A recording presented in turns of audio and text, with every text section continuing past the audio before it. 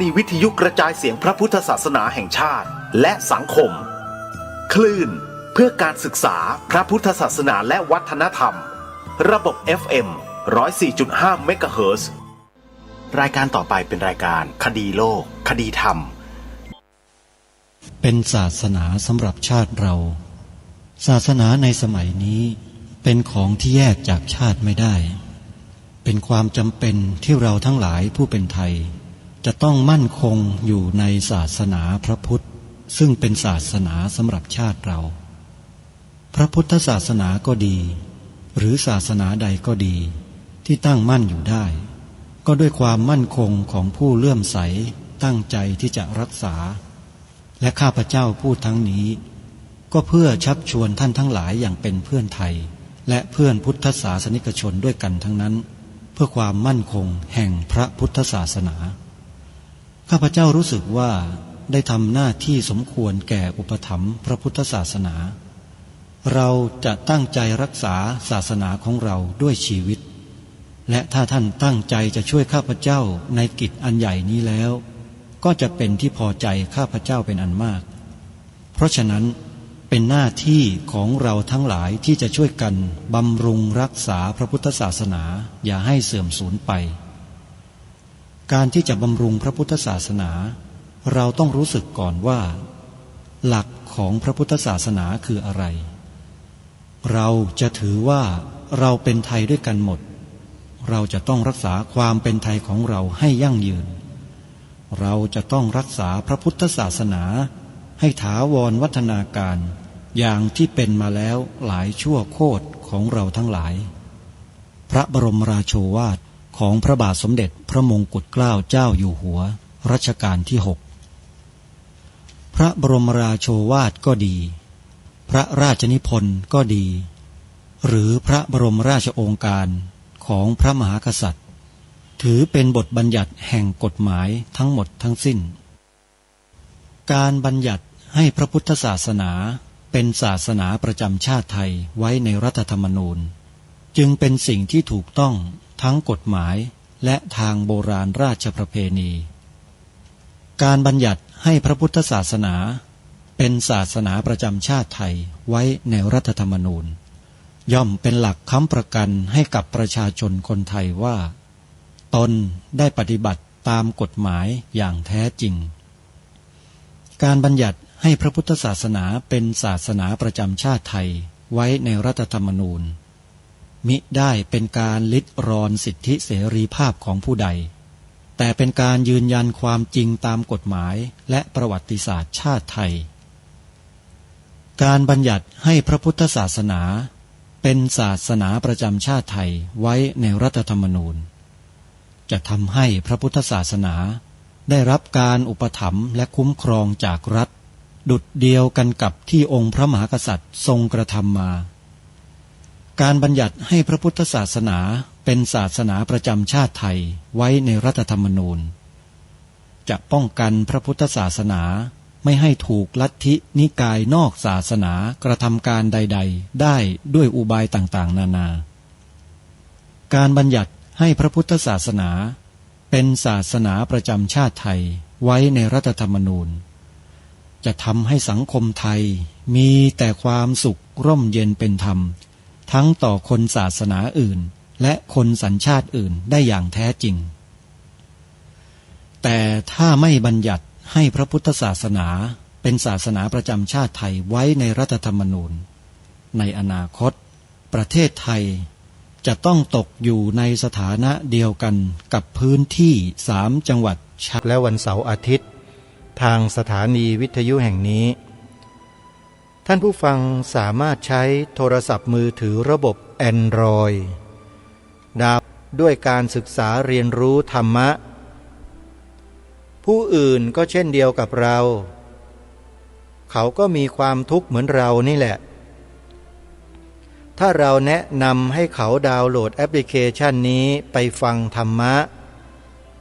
เขาก็ปลดเปลื้องความทุกข์ด้วยตัวของเขาเองได้เหมือนกับเรานี่เลยนี่แหละคือสิ่งที่เราจะได้บุญก็คือตรงนี้จากการที่เราแนะนำให้เขาดาวน์โหลดแอปพลิเคชันนี้นี่แหละ ทางรายการจึงมาย้ำตอนต้นรายการทุกวันให้ช่วยกันบอกต่อช่วยกันเผยแพร่ให้แอปพลิเคชันนี้ไปอยู่ในทุกครัวเรือนของคนไทยของเราอย่างน้อยๆหากว่าแม่บ้านฟังแม่บ้านก็จะดับความร้อนในบ้านลงได้ถ้าพ่อบ้านฟังพ่อบ้านก็จะดับความร้อนในบ้านลงได้ยกเว้นแต่แม่บ้านไม่ยอมดับเผาอยู่ตลอดเวลาอันนี้ก็ไหม้เหมือนกันไม่ยอมหยุดเผาเนี่ยเพราะฉะนั้นต้องหยุดเมื่อพ่อบ้านหยุดแล้วเย็นแล้วแม่บ้านไม่ยอมเย็นก็ถือว่าเป็นเวรเป็นกรรมของบ้านนั้นล่ะนะโยมนะแต่เชื่อเธอว่าธรรมะของพระสัมมาสัมพุทธเจ้าย่อมทำให้คนที่สนใจคนที่เข้าถึงนั้นเย็นแน่นอนจึงขอให้พวกเราได้ช่วยกันเผยแพร่ช่วยกันบอกต่อให้ญาติธรรมให้เพื่อนมิตรสหายพี่น้องของเราได้สดับรับฟังธรรมะร่วมกันขออนุโมทนาสาธุวันนี้เข้าวันที่2 กันยายนต้นเดือนกันยายนแล้วฤดูกาลแห่งการเข้าพรรษาล่วงเข้ามาสู่เดือนที่2ใกล้เข้ามาแล้วพระสงฆ์สามเณรแม่ชีอุบาสกอุบาสิกาที่ท่านอธิษฐานตั้งสัจจะเข้าพรรษา3 เดือนละความชั่วทำความดีมีเยอะ3 เดือนนี้จึงเป็นเดือนแห่งความเป็นมหากุศลใครก็ตามที่ได้มีโอกาสไปช่วยกันส่งเสริมคนดี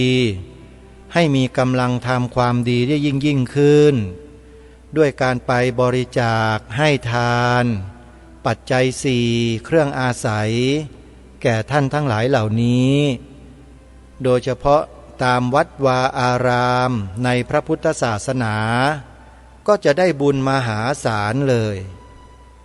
และพอหลังจากออกพรรษาก็เป็นบุญใหญ่ที่พวกเราจะต้องร่วมด้วยช่วยกันไปจัดไปทำกันให้เรียบร้อยนั่นก็คือบุญกฐินรายการคดีโลกคดีธรรมขอแนะนำให้พวกเราท่านไปทำบุญทอดกฐินสามัคคีตามวัดวาอารามที่เราคิดว่าเราอยู่ใกล้แล้วไปสะดวกถ้าอยู่ไกลแต่เรามีศรัทธาไปไม่ได้เราก็โอนปัจจัยผ่านเข้าไปทางบัญชีของวัดนั้นๆได้การทำบุญทุกวันนี้ไม่จำเป็นจะต้องขับรถขับราสิ้นเปลืองเวลาสิ้นเปลืองน้ำมันสิ้นเปลืองเงินค่าใช้จ่ายเยอะๆเหมือนดังแต่ก่อนอีกแล้วอยู่ที่ไหนก็ทำบุญกันได้ทางรายการขอเชิญชวนแนะนำญาติโยมไปทำบุญกันบุญกฐินนะที่สถานีวิทยุที่ออกรายการคดีโลกคดีธรรมอยู่ตอนนี้โยมฟังอยู่ที่วัดไหนจ๊ะวัดหนองกายใช่ไหมโยมเตรียมเลยออกพรรษาเนี้ยวัดหนองกายทอดกฐินวันที่4 พฤศจิกายนโยมไปทำบุญเลยอยู่เชียงใหม่อยู่จังหวัดใกล้เคียงขับรถมาได้ใกล้ๆเนี่ยไปวัดหนองกายอำเภอแม่แตงจังหวัดเชียงใหม่นะโยมนะโทรศัพท์จดไว้นิดนึงก็ดีเพื่อจะสอบถามเบื้องต้นวัดหนองกายอยู่ตรงไหนไปยังไงเดี๋ยวทางเจ้าหน้าที่จะบอกให้โทรศัพท์วัดหนองกายนะโยมนะ062-424-9659หรือ083-789-3642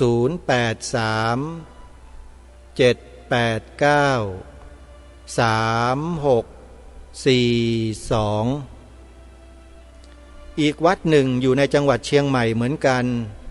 คือวัดฝายหิน อยู่ที่ตำบลสุเทพอำเภอเมืองจังหวัดเชียงใหม่ญาติโยมท่านใดจะร่วมบุญกฐินวัดฝายหินนะโทรศัพท์ไปที่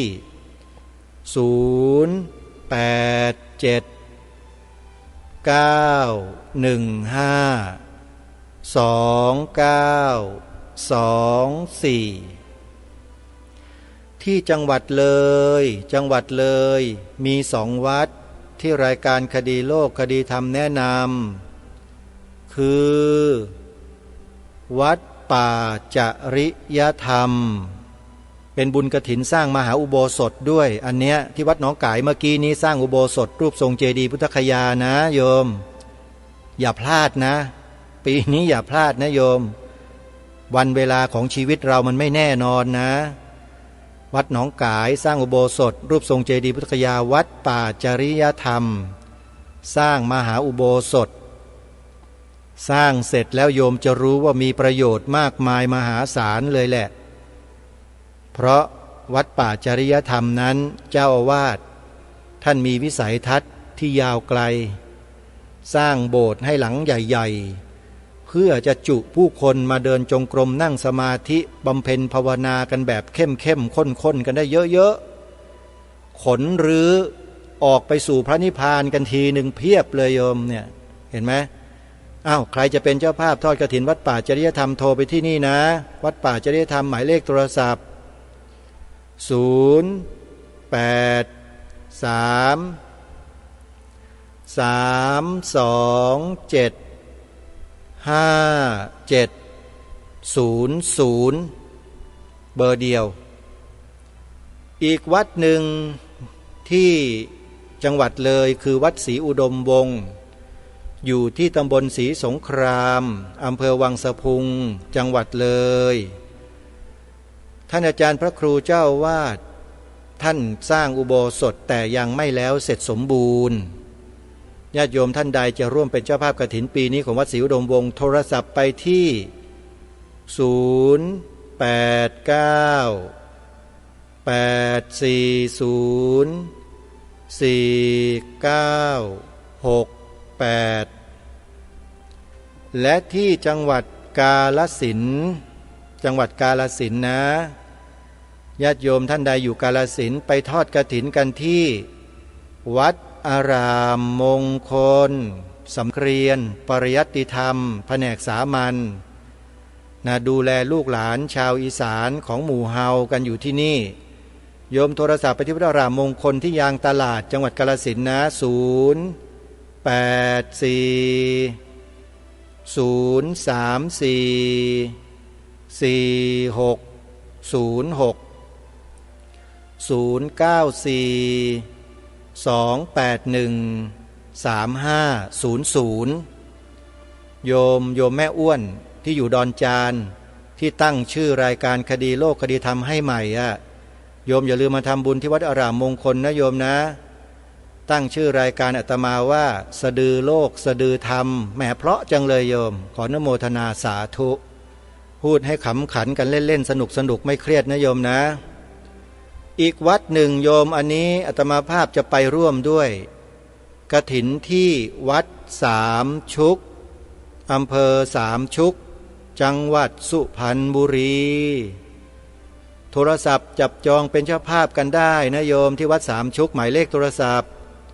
0890008462และอีกวัดหนึ่งอยู่ที่จังหวัด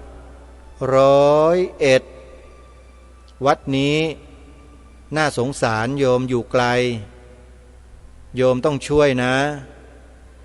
วัดบ้านปลาคูนตำบลท่าหาดยาวอำเภอโพนทรายจังหวัด101โทรศัพท์ไปทำบุญกับครูบาอาจารย์เด้อหมายเลขโทรศัพท์0811839690นี่คือบุญกฐินที่แนะนำพวกเราทุกท่านทุกคนไปช่วยกันนะ ทีนี้มาฟังธรรมะกันท่านเจ้าพระคุณสมเด็จพระพุทธโฆษาจารย์เมตตาอธิบายเรื่องปัญญาสิกขาให้แก่พวกเราได้ศึกษาเรียนรู้กันยังค้างเหลืออยู่อีกตอนหนึ่งเดี๋ยวเราไปติดตามรับฟังพร้อมๆกันได้นะบัดนี้จนกระทั่งเมื่อไรจิตมันอยู่กับลมหายใจได้ก็เป็นสมาธินะกว่าจะได้สมาธินี่สติทำงานหนักขนาดไหนนะดังนั้นวิธีฝึกสมาธิ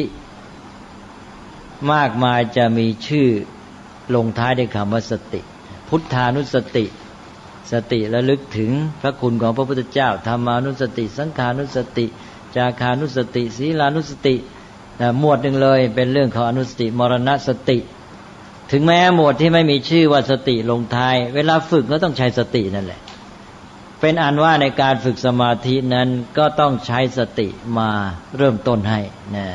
เมื่อสติเริ่มต้นให้แล้วจิตอยู่ตัวได้ก็ไปสู่สมาธิแต่เมื่อจิตเป็นสมาธินั้นไม่ได้หมายความว่าสติมันเลิกทำงานนะสติมันก็คลออยู่แต่ว่ามันไม่เป็นตัวเด่นอีกต่อไปแล้วต่อจากนี้สมาธิจะเป็นตัวเด่นนะนี่ก็เป็นเรื่องของการฝึกในเรื่องจิตใจนะในกระบวนการปฏิบัติที่เราพัฒนาด้านจิตก็จะพูดถึงความสัมพันธ์แบบนี้แต่ว่า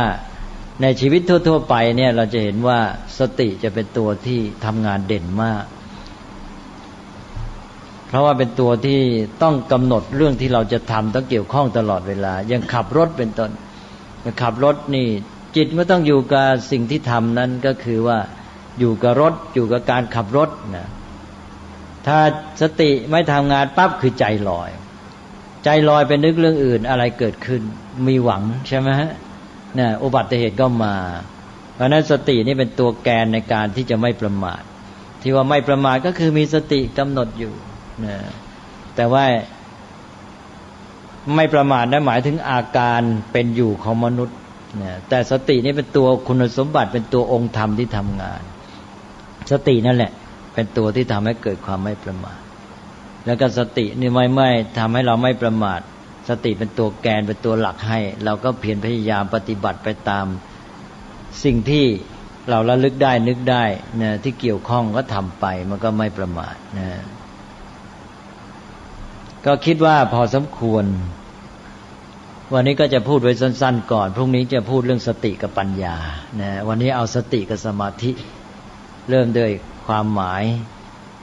และการทำหน้าที่ของสตินะก็ทวนสักนิดหนึ่งว่าสตินั้นเราแปลกันว่านึกหรือและระลึกก็คือหน้าที่ในการดึงให้จิตนั้นอยู่กับอารมณ์คือสิ่งที่ต้องการแล้วก็ทำให้จิตของเราทำงานได้ในสติตัวนี้มีความสำคัญอย่างยิ่งในกระบวนการพัฒนาจิตใจและในการเป็นอยู่ที่เรียกว่าชีวิตที่ดีงามจะเป็นไปได้ต้องอาศัยสติก็อยู่ในองค์ธรรม3ประการในหมวดของจิตหรือหมวดสมาธิคือวายามะวิริยะความเพียรแล้วก็สติแล้วก็สมาธิเอานะครับวันนี้มีอะไรสงสัยไหมอยากจะถามคำการเด็ดพระคุณเกี่ยวกับการปฏิบัติสมาธิก่อนอื่นที่เราจะปฏิบัติสมาธิเราก็ต้องรู้เกี่ยวกับกฎระเบียบต่างๆการจะเรียกว่าปริยัติถูกต้องไหมครับปริยัติเนี่ยต้องรู้ถ้าไม่รู้แล้วก็มันก็คลำก็ไม่รู้มันก็ลองผิดลองถูกก็เริ่มก็ไม่รู้จักใช้ประโยชน์จากประสบการณ์ของท่านที่ได้ปฏิบัติมาก่อนปริยัติคืออะไรปริยัติคือคำบอกเล่าประสบการณ์ของท่านผู้ได้ปฏิบัติมาก่อนนั่นเองซึ่งในที่นี้หมายถึงพระพุทธเจ้าปริยัตินั้นมุ่งเอาพุทธพจน์นะไม่ได้มุ่งเอาอื่นนะทีนี้ปริยัติคือพุทธพจน์คำบอกเล่าประสบการณ์ของพระพุทธเจ้าที่พระองค์ได้ปฏิบัติมาแล้วเนี่ยเอามาเล่าให้เราฟังเป็นสิ่งที่เราจะต้องเล่าเรียนก็เลยเรียกว่าปริยัติคำว่าปริยัติแปลว่าสิ่งที่จะต้องเล่าเรียนอะไรก็เล่าเรียน พุทธพจน์คือคำบอกเล่าประสบการณ์ของพระพุทธเจ้าแล้วเราจะเอาประโยชน์จากพระพุทธเจ้าหนึ่งเรานับถือพระพุทธเจ้าเราเชื่อว่าพระองค์เนี่ยบรรลุธรรมเป็นพระพุทธเจ้าเป็นผู้ประเสริฐจริงทีนี้เราก็จะปฏิบัติตามคำสอนของพระองค์ก็คือเราจะเอาประโยชน์จากพระองค์นะแล้วเราไม่ไปเรียนรู้ว่าพระองค์ไม่ไปฟังพระพุทธเจ้าว่าพระองค์สอนว่าอย่างไงแล้วเราจะไปทำไงล่ะก็เราก็จะเป็นพระพุทธเจ้าเองหรือยังไงนะเป็นพระพุทธเจ้าเองเราก็ยังเป็นไม่ได้เราก็ต้องไปเริ่มบำเพ็ญบารมีต้องไปลองผิดลองถูกนะไปลองยังไงล่ะนะไม่มีความรู้อะไรเลยใช่ไหมปริยัติไม่มีอะไรมันก็คืออย่างที่ว่าง่ายๆคำบอกเล่าประสบการณ์ของพระพุทธเจ้าที่ถ่ายทอดต่อกันมาถึงเราถ้าเราอยากจะปฏิบัติให้ถูกตามที่พระพุทธเจ้าทรงสอนหรือทรงปฏิบัติมาก็ต้องเรียนปริยัติเท่านั้นแต่ว่าปริยัติเนี่ยอาจจะเรียนแคบๆคือว่าแทนที่จะเรียนโดยตรงจากคัมภีร์ก็อาจจะเรียนจากพระอาจารย์การเรียนจากพระอาจารย์แบบหนึ่งก็คือว่าเรียนเฉพาะส่วนที่ต้องใช้แล้วก็ฝากความไว้วางใจแก่อาจารย์โดยสมบูรณ์เรียกว่าขึ้นต่ออาจารย์เป็นปริยัติที่ขึ้นต่ออาจารย์หมายความว่าจะใช้แค่ไหนอาจารย์จะบอกแค่นั้นและอาจารย์จะเป็นผู้กำหนดว่าจะให้รู้แค่ไหนนั้นเวลาไปถึงอาจารย์บอกไม่ต้องเรียนอะไรเธอฟังฉันอย่างเดียวนั้นอาจารย์ก็จะบอกวันนี้เอานี่นะเอาไปกำหนดลมหายใจเวลากำหนดลมหายใจเข้าว่าพุทธหายใจออกว่าโธนี่คือบอกปริยัติแหละใช่ไหมปริยัตินี่คือคำบอกเล่าประสบการณ์แต่ว่าอาจารย์ไม่ได้มีประสบการณ์ที่เป็นผู้เริ่มต้นเองก็ต้องเอามาจากพระพุทธเจ้าก็ถ่ายทอดต่อกันมาแล้วก็เอามาบอกกับลูกศิษย์เพื่อให้ใช้ทีละนิดละนิดเพราะนั้นอาจารย์ก็บอกแค่นี้เอานะเธอไปกำหนดลมหายใจบอกเท่านี้ก็เป็นปริยัติแล้วนะทีนี้ก็อยู่ที่ว่าอาจารย์เนี่ยจะบอกปริยัติแค่ไหนทีนี้อาจารย์อาจจะมีความกรุณาต่อศิษย์เห็นว่าถ้าลูกศิษย์ไปเรียนมากเลือกไม่ถูกฟุ้งซ่านแล้วก็จับผิดจับถูกก็จะทำให้วุ่นวายนะแทนที่จะปฏิบัติได้ผลก็เลยผิดพลาดไปพระอาจารย์ก็เลยบอกว่าฉันมีประสบการณ์ฉันปฏิบัติตามที่พระพุทธเจ้าสอนมาก่อนเพราะนั้นเธอฟังฉันก็แล้วกันฉันจะบอกให้เพราะนั้นพระอาจารย์ก็จะบอกให้อย่างที่ว่าเอาแค่ไปใช้ปฏิบัติจริงๆเลยแค่เนี้ยแค่บอกว่าวันนี้ไปกำหนดลมหายใจเข้าออกนะหายใจเข้าก็รู้หายใจออกก็รู้หรือจะบอกว่านับ1 ถึง 10หรือจะบอกว่าหายใจเข้าว่าพุทธหายใจออกว่าโทท่านไพบูลย์ถามใหม่สิฮะในเรื่องของปฏิเวทนั้นผมติดใจสงสัยตรงนี้ครับผมในส่วนของเรื่องของโสดาบันนะครับตรงนี้ที่เราเวลาเราล่ำเรียนเราศึกษามาในระดับหนึ่งแล้วเราก็เด็กถามนะครับในหลักสูตรปวชเกี่ยวกับพุทธศาสนาพูดถึงว่าคนธรรมดาสามัญเนี่ยสามารถเข้าถึงโสดาบันทีนี้ในส่วนของเด็กพระคุณนั้นมีความคิดเห็นในส่วนนี้อย่างไรผมอยากจะหลักสูตรอะไรฮะบอกคนธรรมดาเกี่ยวกับที่เรียนศาสนาแล้วหนังสือแล้วเขาเขียนว่าไงเกี่ยวกับเรื่องการปฏิบัติตนนะครับสามารถจะบรรลุในระดับคนธรรมดาเนี่ยบรรลุโสดาบันได้อันนี้จุดตรงนี้เนี่ยผมไม่แน่เป็นคำบรรยายในหลักสูตรมีอยู่ในเอกสารแบบเรียนเล่มหนึ่งผมก็จำไม่ได้ครับอันนี้มันก็ต้องระวังเหมือนกันถ้าหนังสือหรือเอกสารนั้นมาผิดก็ต้องว่าผิดแต่ผมไม่ทราบนะคำบรรยายเขาว่ายังไงก็ต้องระวังเหมือนกันแต่ว่าคำว่าคนธรรมดามันก็คนธรรมดาทั้งนั้นแหละไม่ว่าจะเป็นอะไรพอบรรลุแล้วก็เราก็เลยเรียกเป็นพิเศษดังนั้นคำว่าคนธรรมดาเนี่ยก็คลุมเครือถ้าคนธรรมดาหมายถึงปุถุชนแล้วก็ปุถุชนก็ไม่ใช่โสดาบันถ้าเป็นโสดาบันก็ไม่ใช่ปุถุชนใช่ไหมนี่คนธรรมดาเนี่ยแม้แต่เราจะบอกว่าพระพุทธเจ้าก็เป็นคนธรรมดามันก็พูดได้นะเห็นก็แล้วแต่คำว่าธรรมดานี่มันเป็นคำที่ไม่มีความหมายจำเพาะดังนั้นอันนี้ต้องมาตกลงกันก่อนว่าคำว่าคนธรรมดานี่หมายความว่าไงนะเพราะอย่างเราพูดว่าพระพุทธเจ้าตรัสรู้อะไรเราเล่นสำนวนเราบอกได้พระพุทธเจ้าก็ตรัสรู้ธรรมดาว่างั้นใช่ไหมก็ถูกใช่ไหมเพราะฉะนั้นคำพูดเหล่านี้ต้องมาตกลงกันให้ชัดก่อนให้คนธรรมดานี่แหละ ก็บรรลุเป็นโสดาบันจนกระทั่งเป็นพระอรหันต์เป็นพระพุทธเจ้าแต่ว่าพอเป็นคนธรรมดาตอนแรกมันเป็นปุถุชนก่อนทีนี้พอเป็นปุถุชนพอว่าได้บรรลุธรรมกำจัดกิเลสสังโยชน์3เบื้องต้นได้ก็เป็นพระโสดาบันไปใช่ไหมก็เปลี่ยนจากปุถุชนเอาก็เป็นอันว่ามันมีหลักการที่ชัดเจนนะฮะฉะนั้นอาจจะไปเป็นปัญหาเรื่องถ้อยคำก็ได้ทีนี้จุดสงสัยเนี่ยอยู่ที่ถ้อยคำหรืออยู่ที่หลักการอยู่ที่หลักการครับผมสงสัยยังไงสงสัยในเรื่องของคำว่าถึงโสดาบันครับก็เราจะปฏิบัติชอบขั้นถึงปริยัติปฏิบัติปฏิเวทผลที่ได้รับที่จะเข้าสู่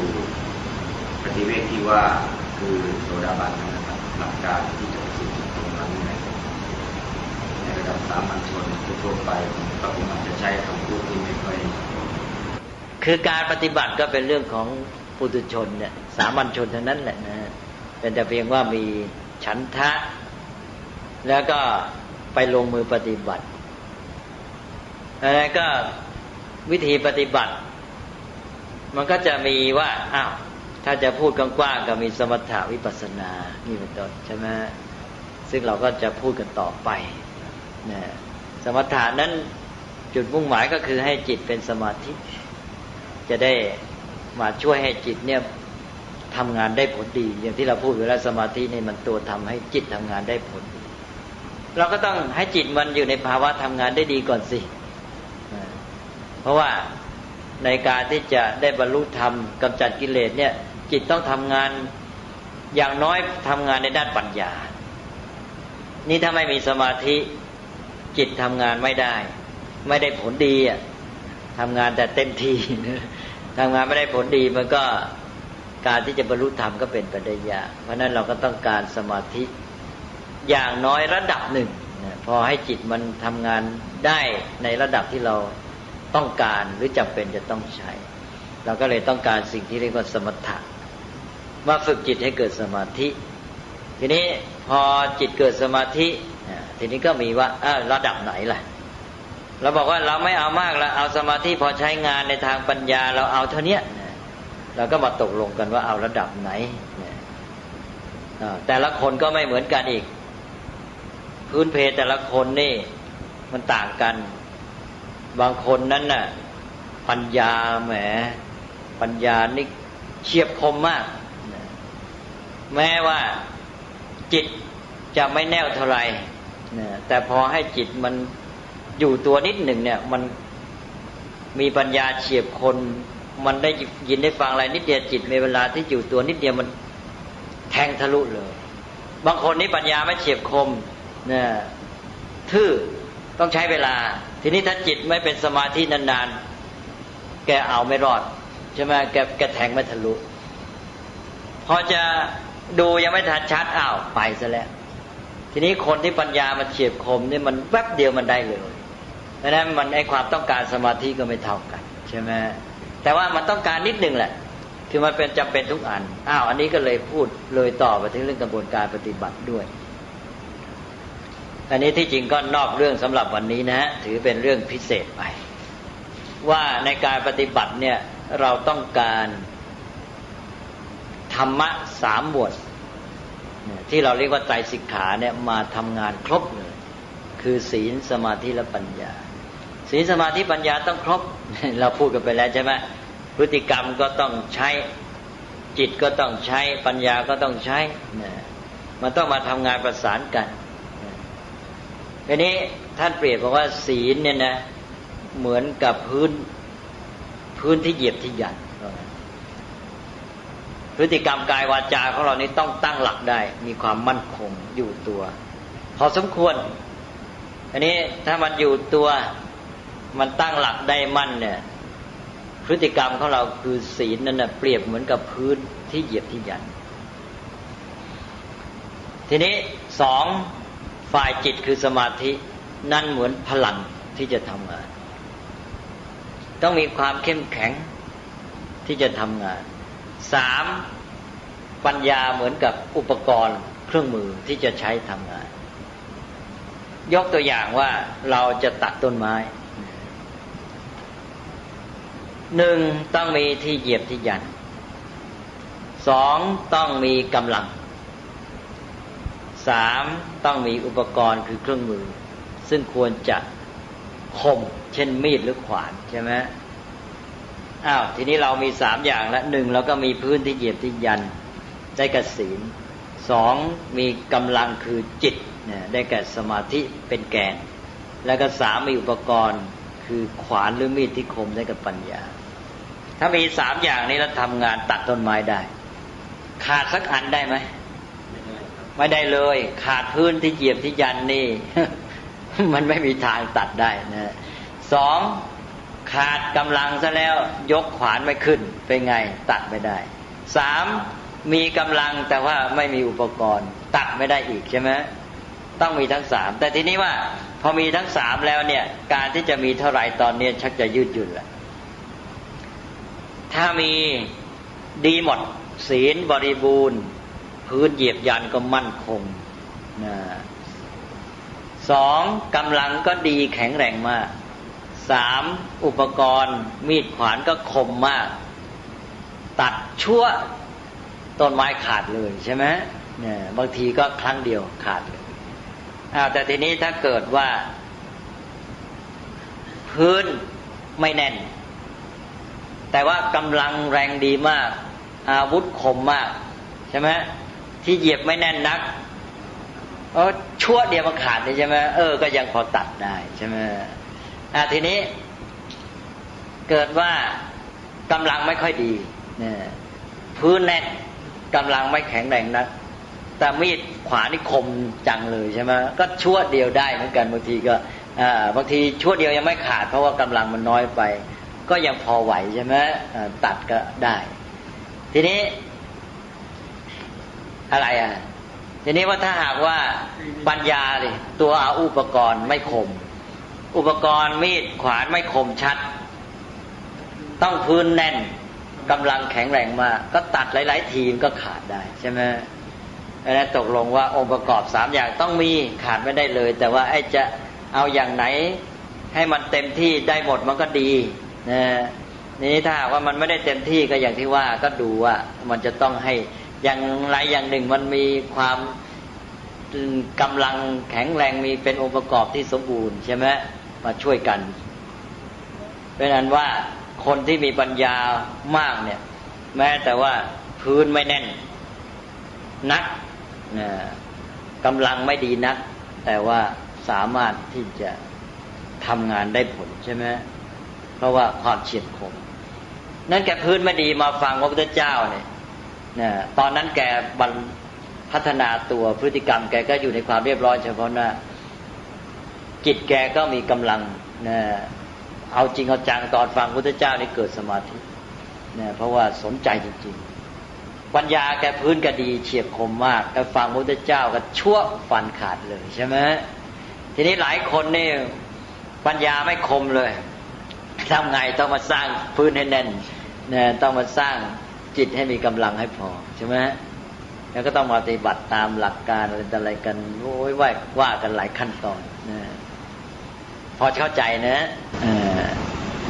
ในจุดที่ผมกล่าวการเป็นคนนั้นก็เนื่องจากว่า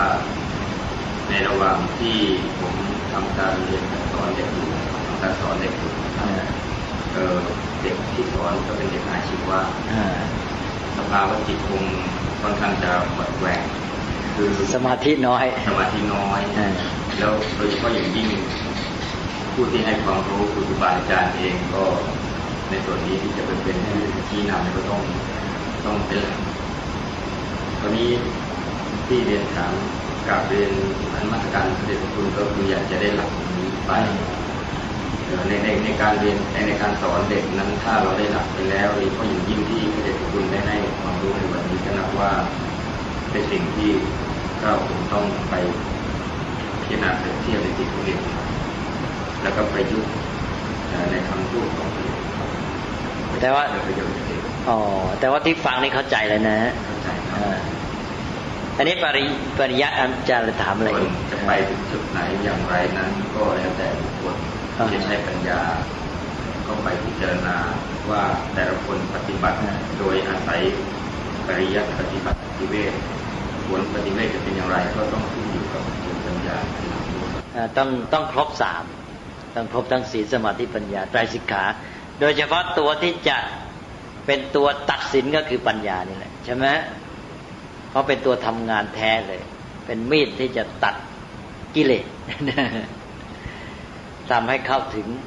เป็นตัวแสงสว่างก็ได้เป็นตัวส่องทะลุให้เห็นตัวความจริงนะเป็นแสงสว่างหรือเป็นมีดอุปกรณ์ที่คมก็ปริยัตินั่นก็คือคำบอกเล่าประสบการณ์ของพระพุทธเจ้านะปริยัติเนี่ยที่จริงไม่ใช่ทฤษฎีแต่เราไม่มีคำสมัยนี้ที่จะเทียบเราก็ใช้คำว่าทฤษฎีแต่ที่จริงไม่ใช่ปริยัติคำบอกเล่าประสบการณ์ของพระพุทธเจ้าพระองค์ผ่านมาแล้วพระองค์ก็มาเล่าให้เราฟังแล้วก็บันทึกกันไว้เพราะฉะนั้นเราจึงถือสำคัญมากเรื่องปริยัติคือพุทธพจน์ถือพระไตรปิฎกเป็นสำคัญไม่งั้นเราจะรู้ได้ไงพระพุทธเจ้าได้ตรัสรู้อะไรผ่านอะไรมาสอนว่ายังไงใช่ไหมนั่นโบราณอาจารย์ถือสำคัญมากอันเนี้ยถือปริยัติเป็นรากพระศาสนาเลยเพราะไม่งั้นเราก็กลับไปเป็นโยคีหรือสีดาบทตามเดิมเพราะว่าเราไม่อาศัยประสบการณ์พระพุทธเจ้าเราก็ไปลองผิดลองถูกเอาเองแล้วก็เข้าป่าไปปฏิบัติด้วยตนเองแล้วเราก็บอกว่าฉันไม่ต้องพึ่งพระพุทธเจ้าแหละใช่ไหมใครพูดว่าไม่ต้องใช้ปริยัติเท่ากับพูดบอกว่าฉันไม่ต้องพึ่งพระพุทธเจ้าเมื่อไม่ต้องพึ่งพระพุทธเจ้าก็ไม่จำเป็นต้องมาบวชด้วยใช่ไหมก็ไปค้นพระเองดิใช่ไหมก็ไว้ใจตัวเองก็หมดเรื่องปริยัติแปลว่าเป็นคำบอกเล่าประสบการณ์ของพระพุทธเจ้าแล้วก็เลยก็ถ่ายทอดกันมาเราก็เลยต้องเล่าเรียนเพื่อเราจะได้รู้ว่าพระองค์สอนว่ายังไงเราจะได้ปฏิบัติได้ในสองปฏิบัติก็คือนำเอาคำสอนของพระองค์มาปฏิบัติคำสอนของพระองค์ที่สอนเราให้ปฏิบัติก็รวมแล้วก็อยู่ในศีลสมาธิปัญญาใช่ไหมเพราะฉะนั้นปฏิบัติเนี่ยก็ได้แก่ศีลสมาธิปัญญาคำพูดสั้นๆก็คือไตรสิกขานั่นเองอันนี้คำว่าสิกขาเนี่ยแปลว่าศึกษาเพราะฉะนั้นขอให้สังเกตว่าศึกษาเนี่ยอยู่ที่ตัวปฏิบัตินี่ในภาษาไทยปัจจุบันเนี่ยศึกษาไปเอาที่เล่าเรียนยุ่งหมดนะศึกษาคือสิกขานี่ได้แก่ศีลสมาธิปัญญาเป็นตัวปฏิบัติเพราะนั้นปฏิบัติได้แก่ศีลสมาธิปัญญาปฏิบัติได้แก่ศีลสมาธิปัญญาก็ได้แก่ไตรสิกขาเพราะฉะนั้นปฏิบัติได้แก่สิกขาได้แก่การศึกษานั่นศึกษาคือปฏิบัติปริยัติเป็นเบื้องต้นในการศึกษาทีนี้เวลาพูดสั้นๆเนี่ยปฏิบัติมันต้องอาศัยปริยัติเราก็เลยพูดควบว่าศึกษาเนี่ยก็คือปฏิบัติไปตามที่ได้เล่าเรียนปฏิบัติให้ถูกต้องตามที่ได้เล่าเรียนเพราะถ้าไม่ได้เรียนมามันก็ปฏิบัติไม่ได้เพราะนั้นถ้าพูดสั้นๆศึกษามันก็รวมทั้งปริยัติและปฏิบัติแต่มันมาเป็นตัวจริงของศึกษาในที่ปฏิบัติไปว่าแยกเป็นปริยัติปฏิบัติและปฏิเวทถ้าพูดสั้นๆศึกษาเท่ากับปริยัติปฏิบัติเลยนะทีนี้ต่อไปพอศึกษาหรือว่าพูดแบบแยกก็เป็นปริยัติปฏิบัติทีนี้ผลได้เกิดขึ้นมาเรียกว่าปฏิเวทปฏิเวทนี่มุ่งเอาที่มรรคผลนิพพานเลยที่จริงนะถ้าจะเอากันจริงๆเนี่ยมุ่งมรรคผลนิพพานคือปัญญาชำแรกเข้าถึงสัจธรรมเลยปฏิเวทนี่แปลว่าชำแรกแทงทะลุแทงทะลุเลยถึงตัวสัจธรรมความจริงชำแรกที่ทำลายกิเลสได้เลยอันนี้ก็ต้องถึงมรรคผลนิพพานแต่ว่าเราก็เอามาใช้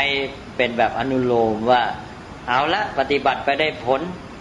ก้าวหน้าไปได้ประสบการณ์ในการปฏิบัติก็ถือเป็นปฏิเวทใช่ไหมแต่ใช้โดยอนุโลมจริงๆแล้วปฏิเวททางพุทธศาสนาจุดสูงสุดคือพระนิพพานคือการบรรลุนิพพานปฏิเวทเป็นตัวการบรรลุนิพพานไม่ใช่ตัวพระนิพพานพระนิพพานนี่เป็นอสังขตธรรมปฏิเวทเป็นกิริยาการบรรลุนิพพานนอกจากว่าเราจะแปลสมัยนิพพานคือองค์ธรรมภาวะที่เราได้เข้าถึงใช่ไหมแปลเป็นกรรมไปแปลว่าภาวะที่เราได้บรรลุแต่ว่าปฏิเวทมันตัวการกระทำนี่มันแปลว่าการเข้าถึงใช่ไหมการบรรลุอะไรเงี้ยไอ้ตัวการกระทำมันไม่ใช่ตัวนั้น เหมือนกับเราเดินทางไปเชียงใหม่การถึงเชียงใหม่กับเมืองเชียงใหม่เป็นอันเดียวกันหรือเปล่าเป็นไหมเชียงใหม่กับการถึงเชียงใหม่มันคนละตัวอันนั้นปฏิเวทคือการถึงเชียงใหม่ไม่ใช่ตัวเชียงใหม่ใช่ไหมเข้าใจนะนอกจากว่าเราแปลสมัยเชียงใหม่ที่เราถึงว่างั้นนะเชียงใหม่ที่เราถึงแปลปฏิเวทเป็นเชียงใหม่ที่เราถึงไปแต่ว่าถ้าแปลตามตัวเป็นสภาวะสิก็เปรียบเหมือนกับว่านิพพานก็ถ้าเราเปรียบเหมือนจุดหมายก็อย่างเราจะไปเชียงใหม่ก็นิพพานเป็นตัวเมืองเชียงใหม่ใช่ไหมแล้วก็การบรรลุนิพพานก็คือการเดินทางไปถึงเมืองเชียงใหม่ก็เป็นปฏิเวทไม่ใช่ผู้อาจารย์ผมลองเปรียบเทียบเรื่ององค์ประกอบของปฐมฌานนะครับก็วิตกวิจารณ์เรื่องสติกับสมาธินี่ไม่ทราบพอจะเทียบเทียมกันได้ไหมครับว่าขั้นของการวิตกนี่คล้ายๆเป็นขั้นของที่สติทำงานและขั้นของการวิจารณ์นี่เป็นขั้นที่สมาธิเริ่มเกิดสมาธิเริ่มจะหยุดดูอะไรอย่างเงี้ยไม่ใช่พวกนี้มันเป็นตัวประกอบฉะนั้นไม่ใช่ตัวทำงานสำคัญมันเป็นคุณสมบัติในระหว่างทำงานที่ก้าวหน้าไปถึงระดับนี้มีเจ้าพวกนี้เกิดขึ้นในว่าอย่างช่วงที่วิตกที่สติก็ต้องเป็นตัวเด่นแล้วก็ถึงช่วงวิจารณ์วิสมาธิจะเด่นแทนตัวสติอะไรอย่างเงี้ยไม่ทราบหรือไม่เกี่ยวมันเป็นตัวรองรับในการทำงานตลอดเวลามีวิจกวิจารณ์มีอะไรต่ออะไรคือคุณสมบัติฝ่ายจิตนี่มีเป็นหลายสิบมีเยอะแยะไปหมดแต่ว่าไอ้ตัวทำงานสำคัญก็มีเจ้า3ตัวมีเจ้าวิริยะความเพียรมีเจ้าตัวสติมีเจ้าตัวสมาธิเนี่ยเป็นตัวยืนเลยไอ้เจ้าพวกนี้ตัวยืนไอ้เจ้าอื่นก็มาประกอบอาจจะใช้ตอนนี้ใช้ตอนนั้นแล้วแต่ใช่ไหมอย่างเมตตาเข้ามาศรัทธามาอะไรแล้วแต่เยอะแยะนิวิตกวิจารเนี่ยมันก็จะเกิดขึ้นในกระบวนการที่เราฝึกสมาธิไปถึงระดับนี้พอสมาธิมันอยู่ตัวจิตมันอยู่ตัวถึงระดับเนี้ยคุณสมบัติในจิตมันก็เป็นไปเองมันจะมีคุณสมบัติในจิตอย่างนี้เพราะจิตมันไปถึงสมาธิระดับนี้คุณสมบัติมันก็อยู่ในระดับนั้นก็จะมีอะไรเกิดเราก็มาแยกดูสิท่านก็แยกดูสมาธิมาถึงระดับนี้นะมันจะมีคุณสมบัติประกอบอยู่ด้วยอย่างนี้นะเรียกว่าวิตกวิจารปิติสุขใช่ไหมแล้วก็เรียกว่าถ้าจิตมันเป็นสมาธิระดับนี้มีองค์ประกอบในจิตอยู่อย่างเงี้ยเราก็เรียกว่านี่จิตถึงปฐมฌานใช่ไหมก็คือเรื่องของที่ว่าการที่จิตเข้าถึงสมาธิเนี่ยมันแนบสนิทขนาดไหนแต่ที่มันถึงปฐมฌานก็เป็นอัปปนาแล้วแน่วแน่แล้วตัวเอกคตานั่นเป็นตัวสมาธิมันมีวิตกวิจารปิติสุขเอกคตาเจ้าเอกคตาเนี่ยตัวสมาธิแหละรองรับอยู่แล้วใช่ไหมทีนี้ไอ้เจ้าวิตกวิจารก็คืออาการทำงานของจิตในระดับนี้ระดับที่มีเอกคตาระดับนี้มันก็จะมีวิตกมีวิจารมีปิติมีสุขต่อไปมันอยู่ตัวหนักเข้าไปอีกไอ้เจ้าวิตกวิจารหายใช่ไหมพอจะเข้าใจนะมีอะไรไหมครับพอยังมีเวลาคุยกันต่อแล้วพรุ่งนี้จะได้ไปถึงเรื่องปัญญาพอไปพูดถึงปัญญาแล้วเราจะเข้าใจชัดขึ้นอีกในสิ่งที่เราพูดไปแล้วคือฟังไปแล้วนี่มันอาศัยสิ่งที่เรารู้ต่อแล้วมันก็จะมาโยงทำให้เกิดความชัดเจนยิ่งขึ้นสาธุท่านสาธุชนหมดเวลาของรายการพอดีวันนี้ต้องขอสมมุติยุติไว้แต่เพียงเท่านี้พบกับรายการได้ใหม่ในวันต่อไปขอความสุขสวัสดีจะมีแด่ท่านผู้ฟังทุกท่านทุกคนเทินขอเจริญพรกล้าคิดก็ต้องกล้าทำอย่ากลัวถ้าทำความดีเป็นศึกษาปัญหาให้ทันท่วงทีเมืองไทยจะพัฒนากว่านี้รายการดีๆคดีโลกคดีธรรมขอรำพันบรรยายความคิดเครื่องหมายแห่งสีทั้งสามงามถนัดขาวคือบริสุทธิ์สีสวัสดิ์หมายพระไตรรัตน์และธรรมะคุ้มจิตไทย แดงคือโลหิตเรา